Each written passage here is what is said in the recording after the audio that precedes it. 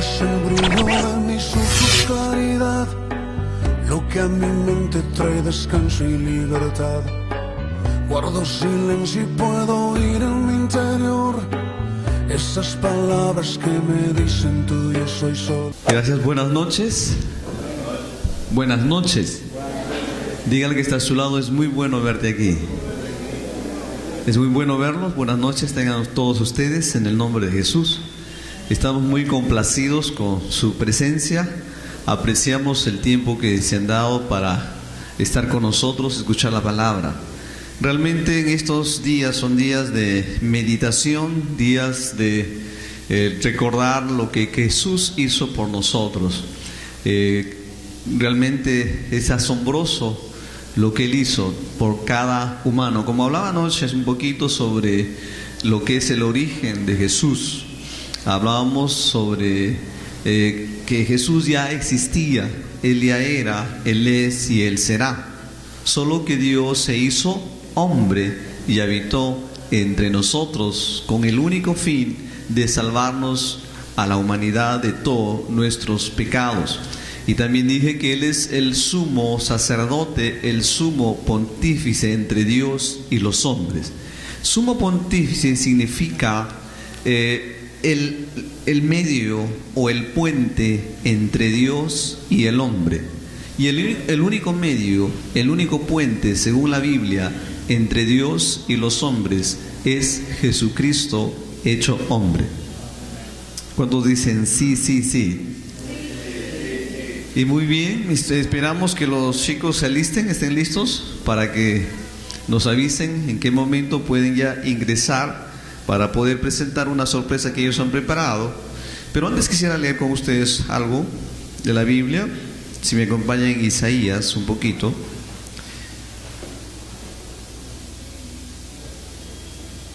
Antes de Isaías vamos a leer acá Apocalipsis, ¿ya? Antes de Isaías. Quiero que escuchen nada más capítulo 5.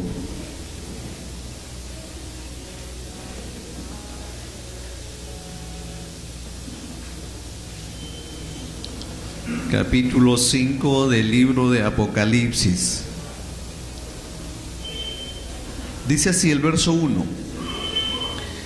Vi en la mano derecha del que estaba sentado en el trono un libro escrito por dentro y por fuera, sellado con 7 sellos. Y vi a un ángel fuerte que pregonaba a gran voz: ¿quién es digno de abrir el libro y desatar sus sellos?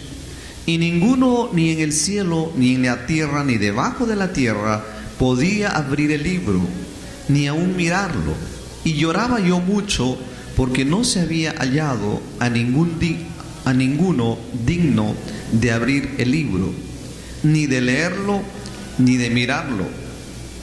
Y uno de los ancianos me dijo: no llores, he aquí que el león de la tribu de Judá, la raíz de David, ha vencido para abrir el libro y desatar sus 7 sellos. Y miré y vi que en medio del trono y de los 4 seres vivientes y en medio de los ancianos estaba en pie un cordero como inmolado, que tenía 7 cuernos y 7 ojos, los cuales son los 7 espíritus del Dios enviado por toda la tierra. Y vino y tomó el libro de la mano derecha del que estaba sentado en el trono. Y cuando hubo tomado el libro, los 4 seres vivientes y los 24 ancianos se postraron delante del trono del Cordero. Todos tenían arpas y copas de oro llenas del incienso, que son las oraciones de los santos.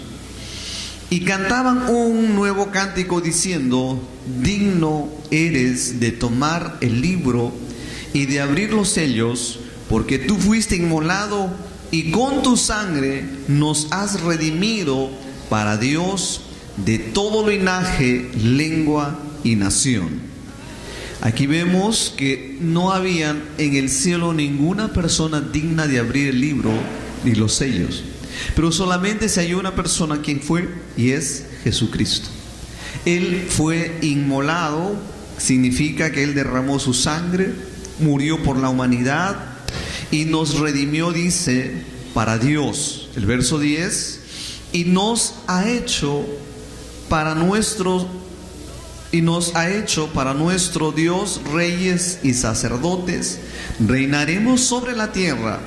Miré y oí la voz de muchos ángeles alrededor del trono y de los seres vivientes y los ancianos, y su número era millones de millones.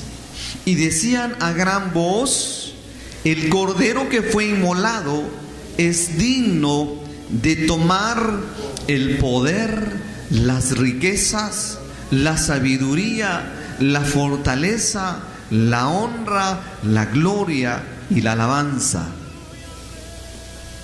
¿Está usted está usted leyendo conmigo y escuchando lo que significa todo esto? ¿A quién pertenece el poder? ¿A quién pertenece la gloria? ¿A quién pertenece la riqueza, según este verso? ¿A quién pertenece la sabiduría, la fortaleza, la honra, la gloria y la alabanza? Al Cordero. ¿Quién es el Cordero inmolado? Jesucristo. Antes se presentaban sacrificios de animales para el perdón de pecados. En el antiguo pacto se hacían muchos sacrificios, pero el pecado no era quitado, el pecado seguía debajo, porque solamente había lo que se llama la expiación. Expiación es cubrir el pecado. Pero en el Nuevo Testamento tenemos ya la que se llama remisión. Diga remisión. Remitir, enviar o quitar el pecado. Y cuando vino Cristo Jesús, quitó, remitió el pecado. El verso 13: y a todo lo creado que esté en el cielo y sobre la tierra y debajo de la tierra y en el mar, y a todas las cosas que en ellos hay, oí decir: al que está sentado en el trono y al Cordero sea la alabanza, la honra, la gloria y el poder por los siglos de los siglos. Los 4 seres vivientes decían: amén, así sea. Y los 24 ancianos se postraban sobre sus rostros y adoraron al que vive por los siglos de los siglos. ¿De quién está hablando ahí? De Jesucristo, el Rey de Reyes. Por eso yo les decía que ningún humano, sea pastor, sea apóstol, sea líder, sea padre, sea cura, es digno de adoración. Ninguno. El único, según la Biblia, de ser adorado es Jesucristo. ¿Están conmigo? Diga al que está a su lado: ¿a quién estás adorando? Ningún hombre. No debemos idolatrar, hacer Dios a ningún hombre. Entonces, mientras se preparan, creo que vamos a escuchar un momento la palabra hasta que estén listos los jóvenes. Y en esta oportunidad nos va a compartir nuestro hermano Alejandro Campaña, a quien le pido un fuerte aplauso, por favor, para que pueda él compartir la palabra de Dios mientras los muchachos se van preparando.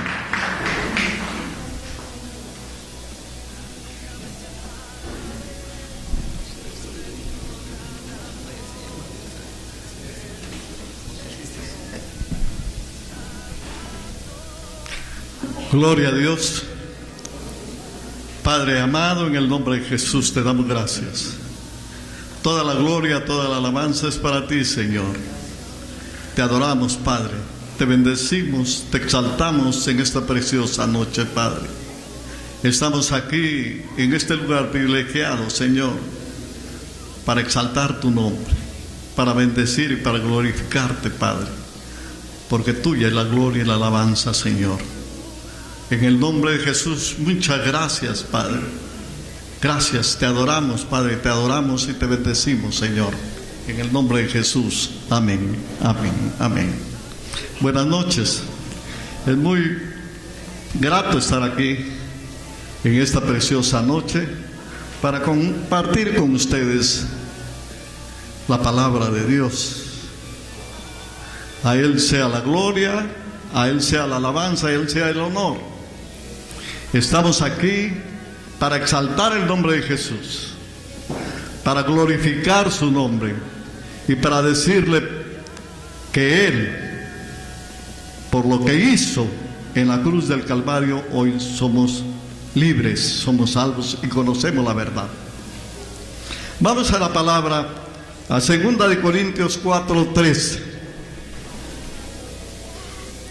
4:13. Si han traído su Biblia, abran su Biblia y busquen 2 de Corintios, capítulo 4, versículo 13. Dice así. Pero el apóstol Pablo escribe a los corintios y dice así: pero teniendo el mismo espíritu de fe, conforme a lo que está escrito, creí, por lo cual hablé. Nosotros también creemos, por lo cual también hablamos. Esta noche vamos a hablar porque creemos en el Hijo de Dios, porque creemos en su palabra, porque creemos en la palabra de Dios revelada en este libro que se llama Biblia. Vamos a compartir con ustedes acerca del nacimiento de Jesús. Quiero decirles que la concepción y el nacimiento de Jesús es la prueba, es una prueba irrefutable del carácter divino de Jesús. Nadie hasta ahora puede negar que lo que ocurrió hace 2012 años fue un hecho histórico y una promesa cumplida del Padre Celestial. Enviar a su Hijo unigénito al mundo en semejanza de hombre. Anoche precisamente estaba nuestro pastor compartiendo la palabra y nos habló de los orígenes de Jesús, que Él era antes de la fundación del mundo. Él ya era, porque Él era Dios y porque Él estaba con Dios. Él era el verbo de Dios. Antes de la fundación del mundo, Él ya era. Por ahí alguien dice que la primera creación de Dios fue Jesús. Eso es una herejía. Jesús ya existía y existe desde antes de la fundación del mundo y por los siglos de los siglos. Él es eterno. A Él no fue creado por Dios. Él es la palabra de Dios. Él es el verbo de Dios. Vamos a ir a Lucas, en el capítulo 1 de Lucas. Capítulo 1 de Lucas, versículo 26 al 38. Dice así. Si ustedes me acompañan con la Biblia, pueden leer la Biblia, porque si vienen a este lugar, vienen con su herramienta fundamental, que es la Biblia, para poder escudriñar la palabra y para poder tomar nota también de estos versículos, para que en su momento de reflexión puedan ustedes leer la palabra y tener el conocimiento revelador de la palabra de Dios. Dice así: al sexto mes, el ángel Gabriel fue enviado por Dios a una ciudad de Galilea llamada Nazaret. ¿El sexto mes de qué? Dice aquí, al sexto mes. Si vemos el contexto, el ángel Gabriel ya había visitado ¿a quién? A Elizabeth, a Zacarías, el esposo de Elizabeth, para anunciarle que iba a su esposa a concebir un hijo y que le pondría por nombre Juan, que era profeta del Altísimo, no el enviado, no el salvador del mundo, sino que el que iba a anunciar la llegada del Salvador. Eso sucedió 6 meses antes. Quiere decir que Elizabeth, la esposa de Zacarías, ya estaba esperando el nacimiento de su hijo. Ya tenía 6 meses de gestación. Y dice el verso 27, a una virgen desposada con un varón que se llamaba José, de la casa de David, y el nombre de la virgen era María. ¿Qué quiere decir desposada? Desposada quiere decir que estaba comprometida. En la cultura judía, las parejas se comprometían antes del matrimonio. Y ese compromiso, el varón estaba obligado a cumplir ciertos deberes, ciertas obligaciones con la doncella que se comprometía. En este caso, José estaba comprometida o comprometido con María. Y dice, por eso dice aquí, a una virgen desposada con un varón que se llamaba José, de la casa de David, y el nombre de la virgen era María. El nombre de la virgen era María, es decir, era una mujer pura, era una mujer temerosa de Dios, que no había todavía había conocido varón, como ya dice más adelante. En el verso 28 dice, y entrando el ángel en donde ella estaba, dijo, salve muy favorecida, el Señor es contigo, bendita tú entre las mujeres. Imagínense ustedes cuál sería la sorpresa de María. ¿Cómo se sintió María en ese momento en que el ángel Gabriel llega y la saluda? Ella se habrá sentido muy aturdida, diría, muy impresionada, ¿no? Es una impresión tremenda la que puede causarle a cualquier ser humano que se le presente un ángel del Señor, un enviado del Señor. Y María dice aquí, el verso 28, el Señor es contigo, bendita tú eres en las mujeres, le dijo el ángel. Mas ella, cuando le vio, se turbó por sus palabras y pensaba, ¿qué salutación será esta? Verso 30, entonces el ángel le dijo, María, no temas, porque has hallado gracia delante de Dios. Has hallado gracia delante de Dios. Has hallado gracia delante de Dios. Es decir, María había sido escogida por Dios. Había sido seleccionada por Dios. De tanta mujer en el pueblo de Israel, solo una reunió las cualidades para que sea la depositaria del Hijo de Dios. Y dice el verso 31, y ahora concebirás en tu vientre y darás a luz un hijo y llamarás su nombre Jesús. 32, este será grande y será llamado Hijo del Altísimo. Y el Señor Dios le dará el trono de David su padre. Y reinará sobre la casa de Jacob para siempre, y su reino no tendrá fin. Y reinará sobre la casa de Jacob para siempre, y su reino no tendrá fin. Entonces María dijo al ángel, ¿cómo será esto? Pues no conozco varón. Claro, ella no conocía todavía varón. Todavía no había contraído el matrimonio. Por lo tanto, cada uno mantenía su pureza. No sé si José, pero María se mantenía pura.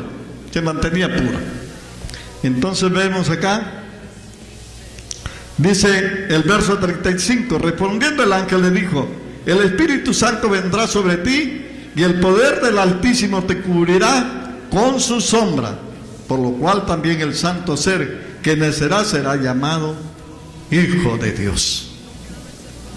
El santo ser será llamado Hijo de Dios.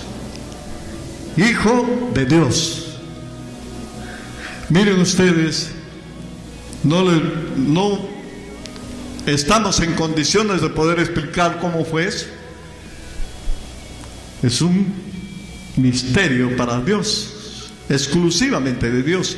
¿Cómo es que pudo concebir María? solamente por un milagro. El Espíritu Santo vino a ella y fue y concibió un hijo, el Hijo de Dios. Y he aquí tu parienta, dice el verso 36, Elizabeth, ella también ha concebido hijo en su vejez, y este es el 6º mes para ella, la que llamaban estéril, porque nada hay imposible para Dios, porque nada hay imposible para Dios. Entonces María dijo, he aquí la sierva del Señor, hágase conmigo conforme a tu palabra, y el ángel se fue de su presencia. Este es el anuncio que recibió María, que ella sería la madre del Hijo de Dios, la madre de Jesús, y que el Espíritu Santo iba a producir el nacimiento o la concepción del Hijo de Dios.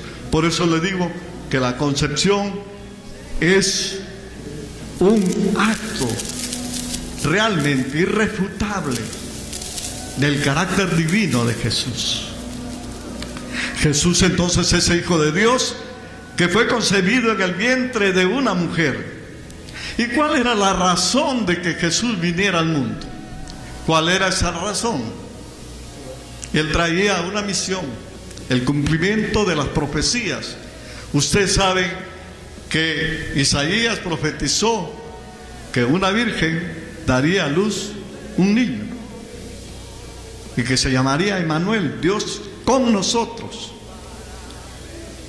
Y posteriormente dijo en Isaías 9, si van ustedes a Isaías capítulo 9, versículo 6, dice: porque un niño nos es nacido, hijo nos es dado, y el principado sobre su hombro, y se llamará su nombre admirable, consejero, Dios fuerte, Padre eterno, príncipe de paz.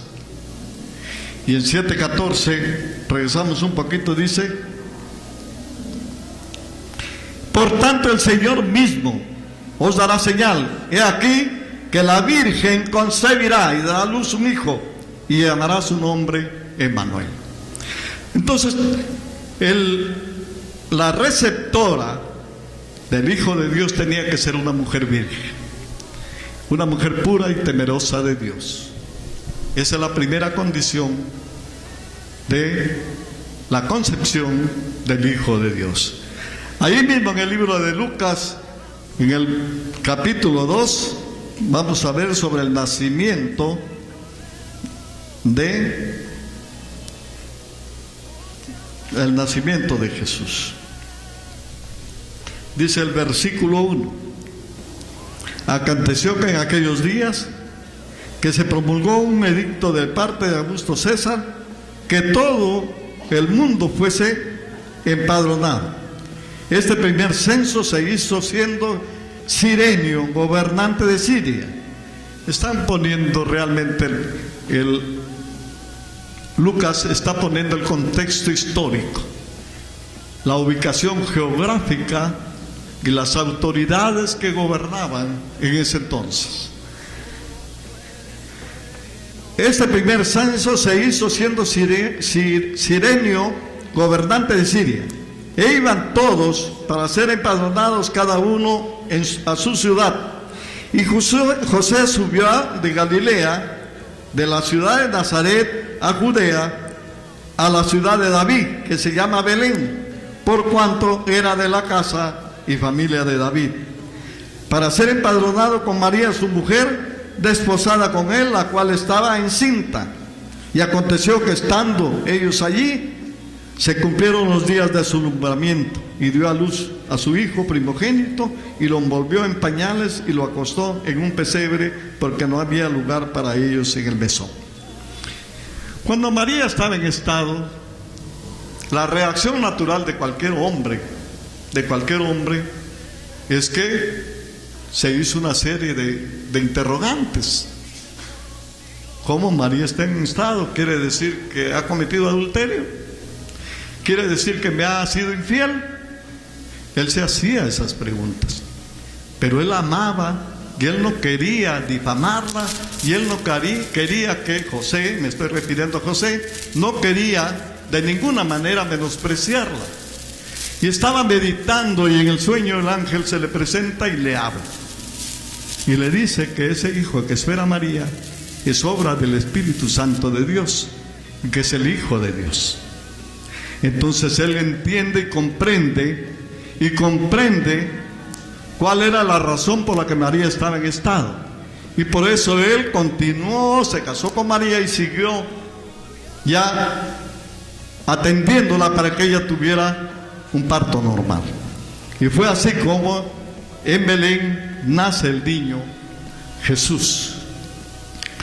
No se puede precisar fecha. La Biblia ni la historia no precisan fecha. El 25 de diciembre es una fecha puesta convencionalmente, no sé, posiblemente de las fiestas que se hacían en Roma, pero no había una fecha precisa del nacimiento de Jesús, del Hijo de Dios. Pero que nació, que estuvo acá en el mundo para cumplir la promesa que Dios había hecho al pueblo de Israel, que enviaría un Salvador. Y dice la palabra en Juan capítulo 1, versículo 11 y 12, dice que a lo suyo vino, es decir, vino, él era el dueño, el creador del mundo. Él había creado el mundo, a lo suyo vino, a lo que era de él. Y los suyos, refiriéndose al pueblo de Israel, el pueblo de Dios, no le recibieron. Pero a los que le recibieron les dio potestad de ser hechos hijos de Dios. Entonces miren ustedes esta tremenda revelación de la palabra de Dios. Nosotros no somos el pueblo de Dios, éramos gentiles, separados de Dios, no lo conocíamos a Dios. Pero posteriormente, después de Jesús, nosotros fuimos considerados, porque recibimos a Jesús, porque lo hemos declarado como nuestro Salvador y como nuestro Señor. Lo hemos declarado que Él es el Hijo de Dios, que vino por amor a la humanidad. Dice la palabra de Dios que de tal manera amó Dios al mundo que envió a su Hijo unigénito, para que todo aquel que en Él crea no se pierda, mas tenga vida eterna. Porque no vino Jesús a condenar al mundo, sino Él vino para que el mundo sea salvo por Él. Es decir, ya estaba predestinado que Jesús venía para entregar su vida en salvación de la humanidad, para el perdón de los pecados. Pero dice en Lucas, siempre en el capítulo 2, vemos aquí la adoración de los pastores. El verso 8: había pastores en la misma región que velaban y guardaban las vigilias de la noche sobre su rebaño. Y aquí se les presentó un ángel del Señor, y la gloria del Señor los rodeó de resplandor, y tuvieron gran temor. Pero el ángel les dijo: no temáis, porque aquí os doy nuevas de gran gozo, que será para todo el pueblo, que os ha nacido hoy en la ciudad de David el Salvador, que es Cristo el Señor. Esto servirá de señal: hallaréis al niño envuelto en pañales, acostado en un pesebre. Y repentinamente apareció con el ángel una multitud de huestes celestiales que alababan a Dios y decían: gloria a Dios en las alturas, y en la tierra paz, buena voluntad para con los hombres. Gloria a Dios en las alturas, y en la tierra paz y buena voluntad para con los hombres. Los ángeles se alegraron. Los pastores también dijeron: ¿y esto qué ha sucedido? Vamos a ver qué es lo que ha pasado. Los ángeles subían y bajaban cantando y alabando al Señor. Y nosotros, los de este tiempo, que conocemos que Jesús es nuestro Salvador, que somos creyentes de Jesús, que en el centro de nuestras vidas es Jesucristo, nosotros creemos firmemente que Él es el Hijo de Dios, que lava con su preciosa sangre todo pecado, toda rebelión de nuestras vidas. Hemos sido perdonados, hemos sido liberados de toda condenación, y hoy podemos decir que por su gracia somos salvos. Por su gracia somos salvos. Por eso, amados hermanos, cuando hablamos de Jesús, nuestro corazón salta de alegría y de gozo.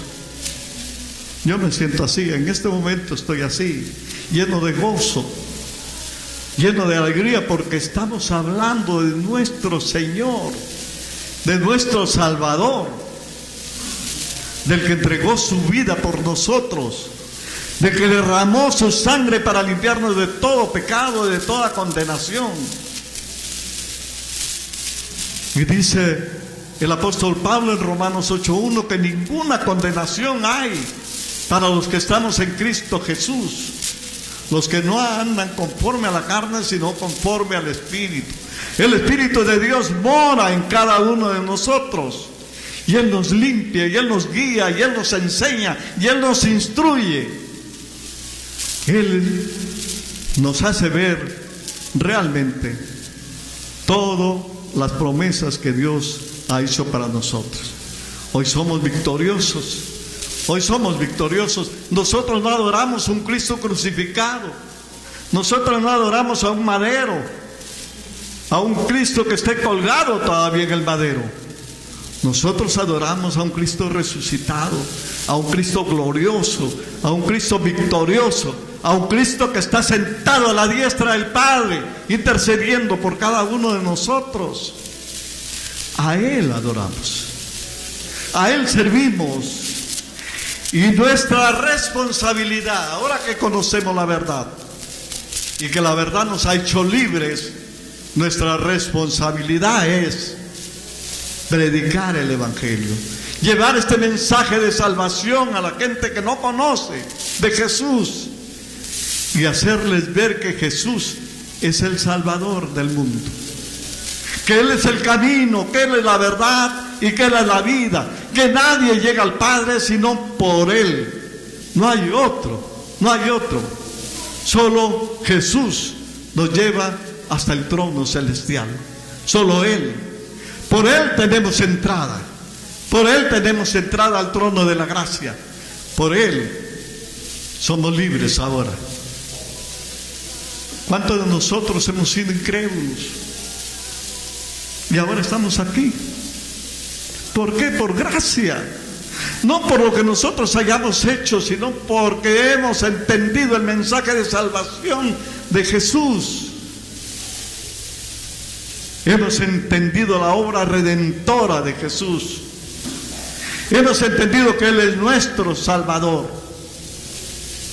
Por eso estamos aquí, para adorarle, para glorificarle, para exaltarle, para decirle gracias Padre, gracias Jesús, porque tú me diste una nueva vida.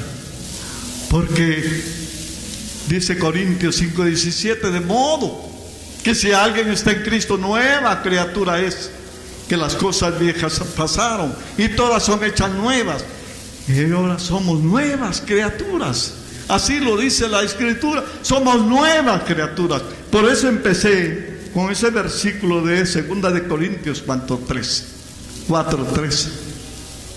Porque hemos oído la palabra, porque hemos recibido la revelación de la palabra. El Espíritu que mora en nosotros nos ha dado a conocer que realmente somos salvos por la obra redentora de Jesús, y no por nuestras obras, para que nadie se gloríe, dice Pablo. Así dice el apóstol Pablo, para que nadie diga, no, yo no soy pecador. Todos somos pecadores, Pero la sangre de Cristo nos limpia de todo pecado. La sangre de Cristo nos ha limpiado de todo pecado. Y todos nuestros pecados han sido perdonados. Y ahora nosotros somos hijos de Dios. Romanos 8:16, ¿qué dice? ¿Qué dice? El Espíritu mismo da testimonio a mi espíritu de que soy hijo de Dios. Y si yo soy hijo de Dios, soy heredero de Dios y coheredero juntamente con Cristo Jesús, Señor nuestro. Pero hay una cosa muy importante que dice el apóstol Pablo a los romanos. Si es que padecemos, dice, juntamente con Él, para que juntamente con Él seamos glorificados. Tenemos que pasar pruebas. Tenemos que pasar pruebas, pero que nuestra fe nunca se debilite. Que nunca mengue nuestra fe, por el contrario, que se eleve esa fe para poder seguir a Jesús, las pisadas de Jesús, y para poderle servir. Hermanos, todos nosotros estamos obligados a predicar el Evangelio de Jesucristo y decirle. Muchas veces me han dicho a mí, pero hermano, yo no sé predicar, yo no sé qué decirle. No es necesario, solamente decirle: Cristo te ama, Cristo quiere que tú seas salvo, Cristo ya se llevó todos tus pecados, Él ya perdonó tus pecados. Ahora tú tienes que aceptarlo como tu Salvador y tu Señor, para que tú seas salvo y no vayas camino a la condenación eterna. En el nombre de Jesús vamos a orar para poder. Si alguno de ustedes ha venido por primera vez, a ver, levanten las manos que hay alguien que ha venido por primera vez a este lugar. 3. Entonces, pueden pasar para que ustedes puedan hacer una oración conjunta para que reciban a Jesús como su Señor, porque esa es la condición para ser salvos. Dice Romanos 10, que si confesares con tu boca que Jesús es el Señor y que Dios le levantó de los muertos, serás salvo. Serás salvo. Entonces hay que hacer una confesión de que Jesús es nuestro Salvador, que Jesús es nuestro Señor. Ahí nomás, pueden ponerse de pie, por favor, vamos a orar y repitan ustedes también muchas gracias por haber venido. Ustedes no han venido por gusto a este lugar. Dios los ha traído. Yo sé que el Espíritu Santo ha trabajado en cada uno de ustedes para que ustedes conozcan y vengan a este lugar y puedan recibir la palabra de salvación.